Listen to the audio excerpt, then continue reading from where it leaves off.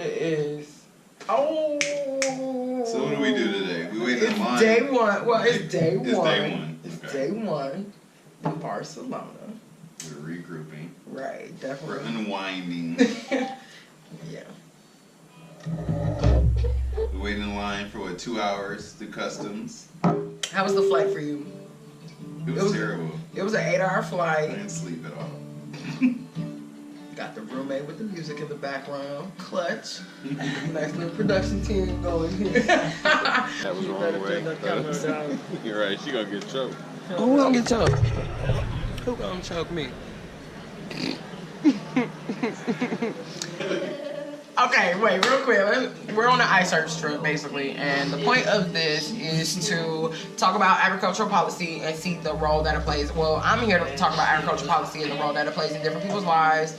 I want to learn some assessment skills, looking at policies, how useful they are, if they are useful, how it affects minority farmers, and so looking at Spain, if they have minority farmers, how are they classified? Oh, no, you're fine. You can leave it up. What is that? You can leave the music on. So what are you here for? I'm currently here for... Who are you first? Because I guess, okay, this will make you like a guest on my show, whole ass. This is Candle's Couch, by the way. Candle's Couch. Okay. That's the name of my show. I'm Carl Morgan, undergraduate at THINK I.N.K. LLC. I'm a graduate student studying environmental science, concentrating in waste management and sustainable concepts. I'm here to basically figure out how all this thing works, how everyone's handling their own waste issue, how everyone's handling waste in general. Because I just seen today that they're incinerating here in Spain, and their incineration process here isn't finite to a point where it's zero waste. It's still releasing emissions, and these emissions are causing toxic air. Because I know when we landed in the airport, you couldn't even see outside the window. I couldn't see the window. I was in the middle. It looked like the window was dirty. Like we flew into the smog. Like the airport was brown. Yeah. So seeing that, I was like, wow, they really do have an issue here. So let's see where it takes us. That's what's up. So I would say, what does that have to do with rural areas? Like, how are you? Because kind of, I guess the theme of this year's iSearch is rural and urban linkages. And so, how do you play a role? How does THINK I.N.K. or your nonprofit? How are all these things? Because rural communities produce 3 times more waste than heavily populated areas. Why? How?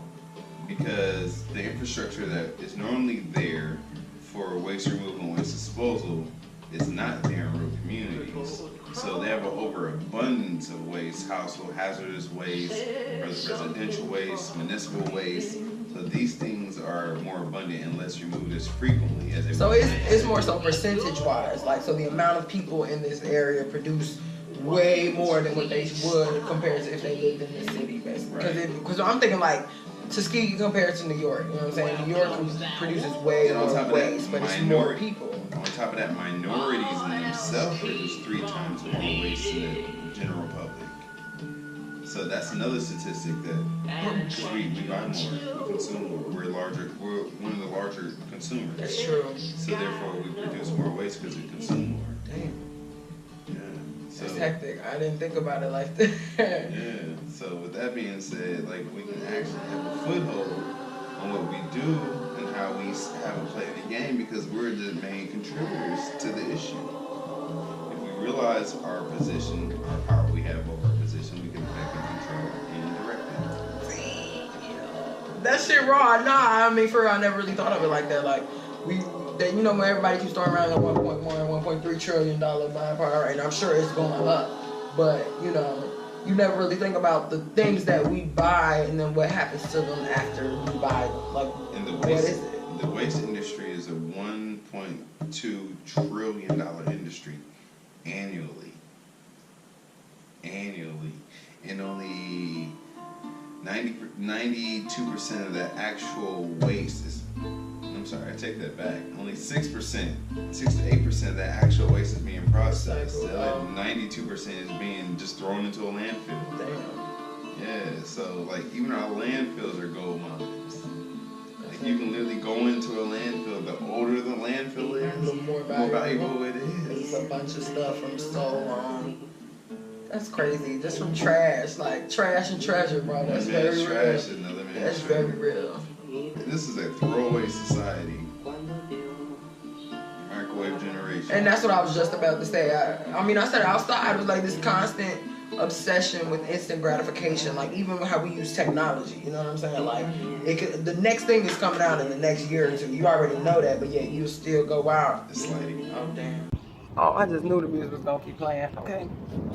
That's Carl. Say hey, Carl. Hey.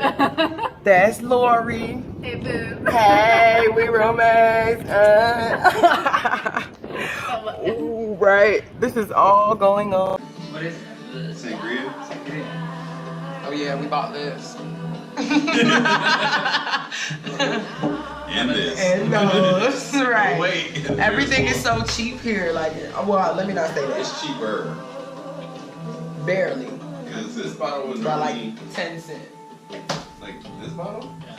It's like 30, 40 bucks a home. Here's 14.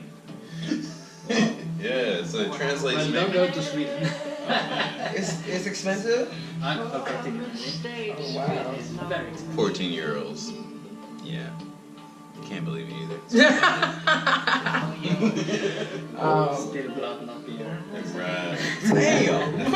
Alcohol abuse. Damn, blood, not beer. That's deep. That's deep as well. You love beer. Spill blood. That is awesome. Spill blood, not beer. Damn. Those are words to live by. No, for real. Like, that explains so many bar fights. Like, I understand. This is how it would happen. Spill my beer. Think of how many fights probably started from a bump. Just one bump in the wrong place at the wrong time. We explored. We did explore. Y'all got yelled at by the train guy. It wasn't we. Oh, yeah. I don't want to call out, but we was taking pictures of the train tracks, and the train conductor completely stopped his train. And got out and yelled at them like, get out. Good thing we didn't know what he said, because we probably would have been offended. Yeah, I would have been hurt, but I didn't know what he said, so I kind of didn't care for real. But it was funny because she was so innocent. She was coming off the train. What'd I do? I felt a little bad, like it was my idea to go out there, and she got left. But I mean, her pictures came out nice though. No, it just came out good. And we got a funny story out of it because Buddy was pissed. Yeah. He was really pissed. Hey, I guess that was it. We explored, found the liquor store, found the bodega. Then we came back, Had the nap, took a well-deserved nice nap. And then We went, ate the little food. What did we eat? We had cheese with the raspberry sauce. That's weird, but it was good. It was good. It was really good. And Then we then had anchovies. that It wasn't was good. mozzarella, I didn't like anchovies, that. and A tomato. And what Cherry was tomato. romaine cherry In tomatoes. pizza or Hmm? in pizza or No, No, like for it was dinner. on a stick. a steak. It was a ball of mozzarella, pieces of anchovy, and then a cherry tomato. It was Yeah. nasty. I didn't like it. I didn't know anchovies were that salty. No, well, they don't need to be. They are when they are conserved. Oh. Yeah, that was If they are canned. fresh, then they're. It was Not canned. salty. We got the canned one. Damn, why you do that? It tastes Damn. like anchovies taste just like the ocean. It was disgusting. It I took literally, a bite, like we ate but the ocean. Like I can do it. like normally I eat the rest of things to not be offensive, but I threw that shit away. It was too salty. I couldn't do it. Like I felt my blood pressure rising from that one bite. Hell no, not with that. And then Did the you have that with tapas or? It was some tapas out there. Yeah, and then we had the Spanish ham, like bruschetta. Yo no come cerdo. Yo no como cerdo. No come cerdo. So you do need that. Okay, what'd you say? I don't eat pork. How you say that? No como cerdo. Cerdo is pork. No, come on, is eat. Okay. Como No, is eat. eat. No is obviously negative. No como. Yo is I. No como cerdo. Cerdo is swine, not pork. How you say swine in Spanish? Swine. What is swine? Pork. Another way to say pig. So there is no word for swine in Spanish. Just pig or pork, right?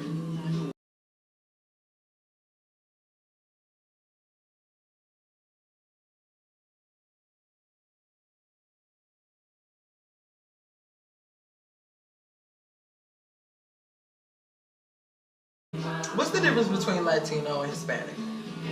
Hispanic and Latino.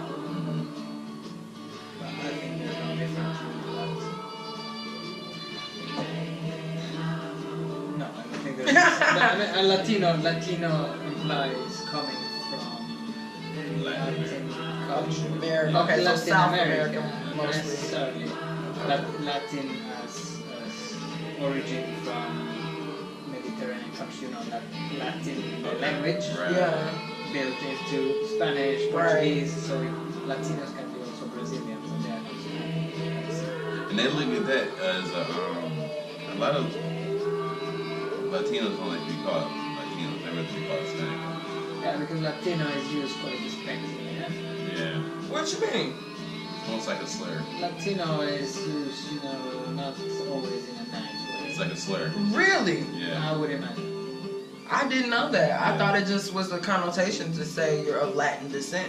Like, I don't know. I don't like or damn, I what don't does that like the even word. mean to I be don't like Latin the word descent? that much, but I don't really. And that's what it is. So what would you classify yourself as? Ecuadorian? Ecuadorian. And you know, Puerto Rico. Yeah, I don't know. You know, Puerto Ricans can actually classify themselves as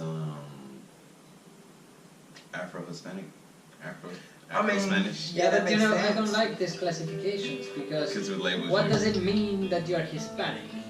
That you come from Latin America, but Latin America has tons of different ethnicities. Yeah. What if you are not Spanish descendant? Or that you're descendants of Spanish? And that's the whole It's argument. very small. Yeah. You're more indigenous than are you not Spanish? Exactly. Damn. That's a beautiful argument. Yeah, Right. wow, that's interesting. That's why I would just say when I'm from Ecuador. Yeah. Fuck ethnicity. Next. Yeah. Fuck ethnicity. Fuck ethnicity. Well, no, I think Nationality. I don't want to say fuck ethnicity. Well, Yeah, it's your nationality. even you can't really say that though, because some nationalities are reconstructed by other people. So when you talk about We are colonialism, when you Americans. look at Latin, South America didn't have those borders drawn on it. People But they're came South and drawn them. American. They're South American. Yeah, but you can't just Yeah, lump them all we're together American. because Ecuadorian culture isn't the same as Peruvian culture, but they all in South America. But you can, we all live in America, right? We're Americans, right? Even though South versus the West versus North versus East, Yeah. our cultures are all different, but we're still Americans. That's I don't know. national. I think you just gotta be careful when you do that though, because it's a certain amount of differences that are good. I don't think differences are bad all the time. You know what I mean? It's the differences that No, I make you agree. special. That's what makes And your that- culture your culture. Say that they're highlighting the differences, and in highlighting the differences, you discriminate. And I don't think that's you what's have to do happening. that. I think you I'm can not saying I think highlight that's what's happening. happening. Okay. No, I mean, it's you know, like every extreme, you know, a lot of these fights against racism, or not only racism but classism in general, fights about not pointing out differences. And I don't think that's necessarily constructive because if you just say, okay, don't mention that I'm Latino or black or white How can or you ever yellow, accept me whatever, for real? then you're just being hypocrite, you know? It's like the only way you can accept me is if you eliminate what makes me different, and that's not really accepting me. That's conditional acceptance. It's not true acceptance. That's why I'm saying, like, you need culture. You need Ecuador to be different from Peru because you all are different. Your history is different, and it needs to be respected in that way. Do you know Slavoj Žižek? Slav. Slavoj Žižek. He's a very famous philosopher. I've heard of it. He's from Slovenia and he's the dean of philosophy at University College London. And he is very controversial in many of his points, and I don't agree with many of his points, but he's very He good makes a at point. he's very good at making a point. And he hates political correctness, and he says it's not constructive. It's because not. Political It's not. correctness just hides It the truth. I agree. It covers true Sure. feelings. It's I true. agree. It's everything. Yeah. And what happens is that you kill discussion before it even happens. So, and Damn, that's- you need to come on this side of the camera, bro. Damn. Yes, So for I instance, agree. he mentioned because you know he was part of the Yugoslavia when it was communist, And when it was Yugoslavia, it was a fake union, right? Because people really Didn't like each other. There was they no didn't real really like connection. each other. That we as people were here before slavery existed, and therefore this was our land. It was our birthright. It was our land that was taken from us, and they've gone through and erased our history. They've erased our presence For real. here in the country as indigenous people and where we came from. Because when you talk to most people of color in America, they have no idea the history of how we got there, why we're there, and our ties to Mexico. Like, it's a beautiful thing that you can say that you're Ecuadorian and you know that Right. you're Ecuadorian. You know what I'm saying? exactly You where know you came where from. you come from. But imagine not being able to do that. So, in a sense, yeah, I'm American, but America, even in and of itself, Something ain't American. It's something made up. So when I'm trying to become real in a made up context, it's like, damn, well, where do I really, at some point, I need to be able to reference where I come from in order to keep pushing forward. Like, I don't care how far you go. You're always going to be Ecuadorian. It's always going to play a role in who you are and what you do So and these type of things. And that's when You the don't really have nationality that. concept comes in. We can say that we're American all day, but we're going to be viewed as something else because of the color of our skin. Just because of the simple color of our skin. Oh, you're from Africa. You African American. Like There's no such thing as African American. Why can't we just be American? You know what I'm saying? I think that's just again all your prejudices that you have You against bring it a up person. front. Yeah, be honest. From the very beginning, You get all out. you get it all out, then you're honest and you can discuss it. But if you don't discuss it. You keep it in. I agree. Political correctness, that shit is a waste of time. And you know, now I live in Sweden. Sweden is incredibly politically correct. It has been an extremely feminist country. They're the cleanest country in the world. Yeah, and then all of a sudden you get last elections, and the third biggest party is a nationalist, racist, openly nationalist and racist party. All of a sudden, rise from nowhere, and people are like, "What the hell did happen?" I have never heard Because it's debate. a facade, yeah. You've been Exactly, protected. because people don't speak openly about it. Why? Because of political incorrectness. Man, You hide the truth. Trump is the epitome. America right now is the epitome. Because we've been thinking, you know, why it happened, but for the most part, people act like racism is real and don't exist anymore.